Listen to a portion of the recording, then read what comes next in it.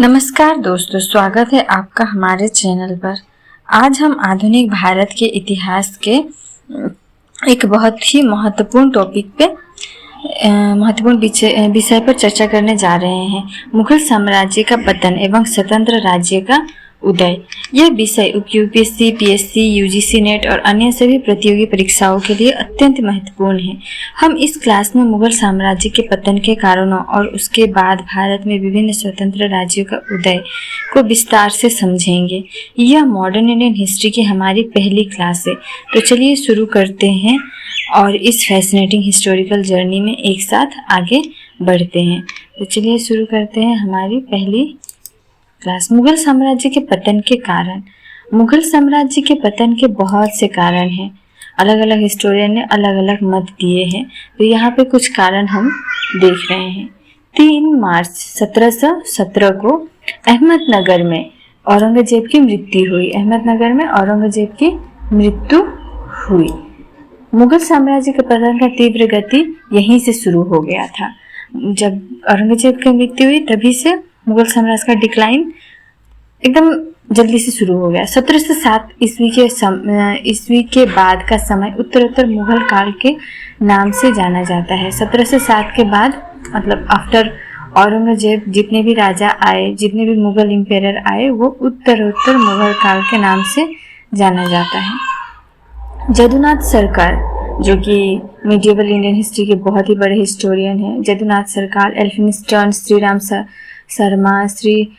Ram Sharma ji Liverpool जैसे इतिहासकार मुगल साम्राज्य के पतन के लिए औरंगजेब और उसके उत्तराधिकारियों की नीतियों के जिम्मेदार मानते हैं। ये जो हिस्टोरियन ही है, ये बड़े बड़े हिस्टोरियन है जो मुगल हिस्ट्री के ऊपर रिसर्च किया है। इन्होंने डिक्लाइन मुगल एम्पायर के पतन के लिए बहुत से कारण दिखाए हैं, लेकिन उनमें से सबसे बड़ा कारण इन्होंने दिखाया है कि उनके पतन के लिए औरंगजेब और उसके उत्तराधिकारियों ने जो नीतियाँ लागू की थी वो उसको जिम्मेदार मानते हैं।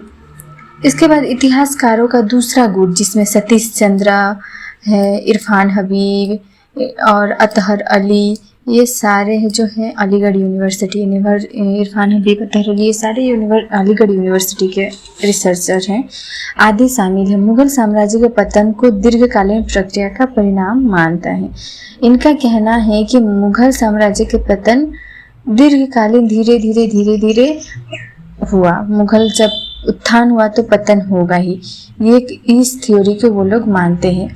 मतलब धीरे धीरे पतन हुआ, कोई टू द पॉइंट या ठोस कोई कारण नहीं है। ये इस पतन का दीर्घकालीन एक प्रक्रिया का परिणाम ही था मुगल साम्राज्य का पतन। इसके बाद मुगल साम्राज्य के पतन के लिए कृषि संकट एवं जागीरदारी संकट की अवधारणा की सर्वप्रथम अध्ययन मोरलैंड ने अपनी पुस्तक party and politics at the Mughal court तथा अकबर टू औरंगजेब में लिखा है। मोरलैंड एक बहुत ही बड़े स्कॉलर हैं। वो अपनी book party and politics of the Mughal empire, Mughal court and from Akbar to Aurangzeb, इसमें लिखा है कि मुगल साम्राज्य के पतन के लिए सबसे बड़ा कारण इन्होंने दिखाया है कृषि संकट और जागीरदारी संकट की अवधारणा का सर्वप्रथम अध्ययन। कृषि संकट कैसे? जैसे बहुत से जमींदार, जागीरदार और मनसबदार आ गए थे फील्ड में, और जितना जमीन नहीं है उससे ज़्यादा जागीरदार और मनसबदार का उत्थान हो चुका था। इससे क्या हुआ? जमीन के अभाव हुआ और टैक्स तो मुगल साम्राज्य को, तो मुगल जो किंग है उनको तो टैक्स चाहिए देश चलाने के लिए, तो वो टैक्स कलेक्ट करने के लिए क्या करते थे? जागीरदार और मनसबदार अपनी छोटी सी जगह के ऊपर कृषकों से भारी मात्रा में टैक्स कलेक्ट करते थे। तो ये कृषि संकट हुआ, बहुत ही बड़ा ये संकट दिखाया गया, इसीलिए मुगल साम्राज्य का पतन हुआ। ये किसने दिखाया है? और मोरलैंड ने कृषि संकट को। इसके बाद इतिहासकार सतीश चंद्र ने मुगल साम्राज्य के पतन के लिए जमींदारों, जागीरदारों और किसानों के बीच त्रिपक्षीय संबंधों को भी जिम्मेदार माना है। सतीश चंद्र ने जमींदार, जागीरदार और किसानों के त्रिपक्षीय संबंधों को भी जिम्मेदार माना है। सतीश चंद्र के अनुसार मुगल साम्राज्य की स्थिरता के लिए मनसब, जागीरदार और किसानों में संतुलन आवश्यक था। ये सिर्फ मुगल साम्राज्य के लिए नहीं बल्कि हर एक जो किंग आए, हर एक जो साम्राज्य बना उसके लिए मनसब हो, जागीरदार हो, ये किसान में संतुलन बहुत ही जरूरी है। अगर इन तीनों में संतुलन ना हो तो वो डिक्लाइन हो ही जाता है। मुगल साम्राज्य कृषि अधिशेष पर निर्भर था। अभी भी हमारा देश कृषि भित्तिक देश कहलाता है, तो उस टाइम में भी मुगल साम्राज्य कृषि पर ही निर्भर था। जब कृषि ही विनाश हो जाए तो देश कैसे टिकेगा। 18वीं शताब्दी में कृषि अधिशेष तथा शासन वर्ग की बढ़ती मांगों के बीच अंतर बढ़ जाने से दोनों में संतुलन समाप्त हो गया। 18वीं शताब्दी में क्या हुआ, कृषि जो जमी है और शासन वर्ग जो जमींदार, जागीरदार, मनसबदार ये जो है ये जमीन मांगने लगे एम्पेरर से, मुगल राजा से जमीन मांगने लगे और जमीन को डिस्ट्रीब्यूट करने के चलते छोटे छोटे जमीन मतलब जमीन मांगने वाले ज़्यादा बढ़ गए और जमीन का परिमाण कम हो गया। इससे ये संतुलन बिगड़ गया और ये संतुलन पूरा ही समाप्त हो गया। दिन प्रतिदिन शासन का बोझ, युद्धों का खर्चा एवं अमीर वर्ग का बढ़ता ऐशो आराम आदि ने राज्य के खोखला बना दिया था। लेकिन जिस अनुपात में प्रशासन में व्यय और वृद्धि हुई उस अनुपात में संपूर्ण प्रयत्न के बाद भी कृषि उत्पादन में वृद्धि नहीं हुई थी। मतलब प्रशासन को चलाने में जितनी व्यय की वृद्धि हुई उतना उत्पादन में वृद्धि नहीं हो सकी, जिसके कारण राज्य एवं प्रशासक वर्ग के आय एवं व्यय में अंतर बढ़ता गया। इसी के कारण क्या हुआ, राज्य और प्रशासक वर्ग में आय व्यय में अंतर बढ़ता गया और जागीरदारी मनसबदारी को दोष सामने आ गया और जागीरदारी और मनसबदारी व्यवस्था में जो त्रुटियां थी वो सामने आने लगे। इन सब कारणों से किसान एवं भूमि पर बुरा प्रभाव पड़ा। फलस्वरूप मुगल सरकार की क्या हुई, आर्थिक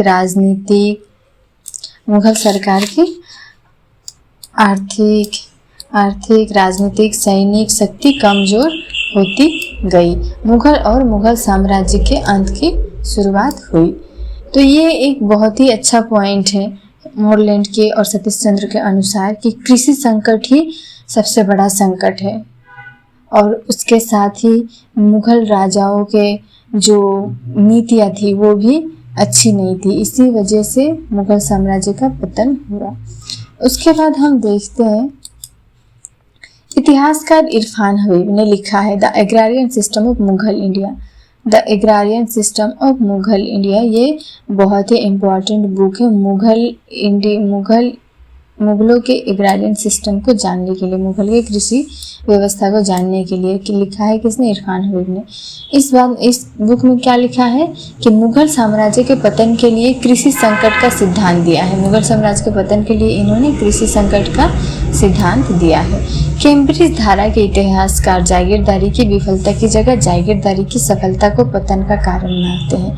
कैम्ब्रिज हिस्टोरियोग्राफी में जागीरदारी की विफलता को ही जागीरदारी की सफलता को पतन का कारण मानते हैं। कैरन लोनार्ड पतन के संदर्भ में महान फर्म सिद्धांत दिया है। The great firm theory of the decline of Mughal empire का प्रतिदान किया है। किसने? कैरन लियोनार्ड ने। उसके बाद हम देखते हैं मुगल साम्राज्य के पतन के कुछ अन्य भी प्रमुख कारण थे। एक है औरंगजेब की दक्षिण की नीति।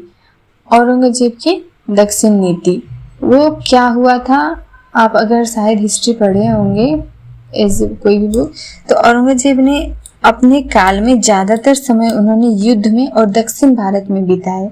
ये कारण बहुत ही बड़ी कारण है क्योंकि कोई भी एम्पायर को हमेशा कैपिटल में रहना चाहिए और वो युद्ध के लिए हमेशा ज़्यादातर वक्त वो दक्षिण भारत में ही बिताए। तो उनका जो दक्षिण नीति थी ये भी मुगल साम्राज्य का पतन का एक कारण है। औरंगजेब की राजपूत व धार्मिक नीति। औरंगजेब की राजपूत नीति राजपूतों से अलग थलग और रहना और धार्मिक नीति, और वो कट्टर इस्लाम को फॉलो करते थे, इसीलिए अपने नीतियों जैसे जजिया को वापस लगाना, ये सारे नीतियों के कारण भी औरंगजेब का ये सब नीति के कारण भी मुगल साम्राज्य का पतन शुरुआत हो गया। इसके बाद अमीरों का बढ़ता हुआ प्रभाव एवं दरबारी षड्यंत्र। अमीर उमला थे वो क्या हुआ, उनका प्रभाव बढ़ने लगा बहुत ज़्यादा और वो दरबारी षड्यंत्र में लिप्त हो गए। मतलब दरबार में 2-3 गठों में वो विभाजित होकर षड्यंत्र करने लगे और कौन राजा के चहेते बने रहेंगे, इस कंपटीशन में उतर गए थे। उसके बाद विदेशी आक्रमण, जैसे नादिर शाह का आक्रमण अफगान से, अहमद शाह अब्दाली का आक्रमण और नादिर शाह ईरान के और अहमद शाह अब्दाली इनका आक्रमण भी पर मुगल साम्राज्य को कमजोर कर चुका था। यूरोप व्यापारिक कंपनियों का प्रभाव और धीरे धीरे यूरोपियन कंपनियां भी भारत में आने लगी थी। अपना सैन्य व्यवस्था वो खुद चलाते थे, लड़ाई भी करते थे। इस वजह से भी मुगल साम्राज्य का पतन की शुरुआत हुआ। दुर्बल उत्तराधिकारी, औरंगजेब के बाद जितने भी मुगल राजा आए वो कोई भी शक्तिशाली नहीं थे, वो सारे दुर्बल थे। उसके बाद जागीरदारी संकट एवं कृषक का शोषण। जागीरदारी संकट और कृषकों को जो शोषण होने लगा कृषकों का, ये भी बहुत बड़ा कारण है मुगल साम्राज्य के पतन के लिए। तो उम्मीद है आपको समझ में आई होगी इतना तक। इसके बाद हम देखते हैं औरंगजेब ने अपनी वसीयत छोड़ी थी, जिसके अनुसार उसकी मृत्यु के उपरांत मुगल साम्राज्य को उसके 3 जीवित पुत्रों में बांटा जाना था। किंतु औरंगजेब की मृत्यु के बाद मुअज्जम, आजम और कामबख्श दोनों क्या हुए, उत्तराधिकारी संघर्ष में लग गए। मतलब उन्हें पूरा ही भारत चाहिए, पूरा ही साम्राज्य चाहिए, मतलब इन्हें पूरा ही साम्राज्य चाहिए। मुअज्जम, आजम और कामबख्श को कोई एक ही बनेगा, किंग एम्पायर कोई एक ही बनेगा। ये इसके लिए तीनों में संघर्ष शुरू हो गया।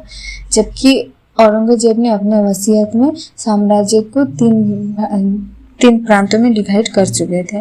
औरंगजेब के मृत्यु के समय मुगल साम्राज्य 21 प्रांत थे। औरंगजेब की मृत्यु के समय मुगल साम्राज्य कितने प्रांत थे? 21 प्रांत थे।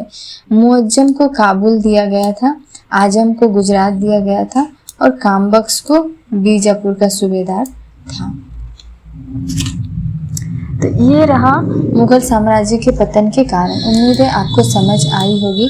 ये हमारी मॉडर्न इंडियन हिस्ट्री की पहली क्लास है हम जिसे पढ़ रहे हैं। तो उम्मीद है आप अच्छे से पढ़ेंगे और रिवीजन समझ ना आए तो बार बार रिवीजन करके देखिए, वीडियो को नोट्स बना लीजिए। ये बहुत ही इम्पोर्टेंट टॉपिक है। तो चलिए आज के लिए इतना ही। अब हमारे दूसरे वीडियो ज़रूर आएगी, तो उसके लिए आज के लिए इतना ही। वीडियो पसंद आए तो लाइक, शेयर और सब्सक्राइब ज़रूर कीजिए।